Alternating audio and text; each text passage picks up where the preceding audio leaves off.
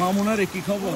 মামু এটা একটা শহরে, ফেনী শহরে, মানে এগুলো আসলে দেখাচ্ছি না ভিউ বিষয় এটা না, এটা আর বুঝার বাকি থাকে না কি পরিমাণ পরিকল্পিত। মহিপাল থেকে আপনি একটু ভিতরে ঢুকতেছেন, আপনি বন্যায় ডুবে যাচ্ছেন, এই পাশের মানুষগুলো অবস্থা দেখেন।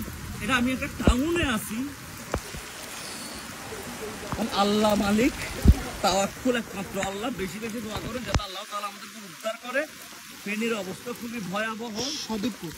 সদরপুর এবং সবচেয়ে বেশি যারা আসতেছে ওরা কোন জায়গায় যাচ্ছে? ফুলগাজী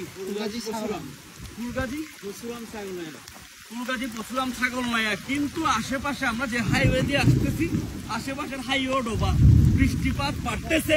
আমার কথা আপনারা কতটুকু শুনতেছেন একমাত্র আল্লাহ মালুম। আপনারা এখন সমালোচনা আলোচনা না করে, কে করিম সে করিম এসব চিন্তা না করে আপনারা নিজ নিজ জায়গা থেকে ফান্ডিং কালেক্ট করে পরে যাবা। এখানে ফান্ডিং কালেক্ট না করা, তাও নিজেরা নিজেদের মতো ফান্ডিং কালেক্ট করে বোট নিয়ে এসে রেস্কিউর কাজটা করেন। এখানে আর কিচ্ছু চাচ্ছি না, আল্লাহ মানুষজনের। আমি তো শহর থেকে আসছি, বিগত রাতগুলো আমি খুব ভালো মতো ঘুমাইছি। এখানের মানুষগুলো 2-3 রাত ঘুম নাই, ভোরে নামছি। ওরা কিভাবে আছে, কেমনে আছে না আছে, আমি চাই যারা যারা আছেন আমাদের আগে যারা ছিল বন্যায় হেল্প করছেন, আপনারা সবাই এক হয়ে নামেন।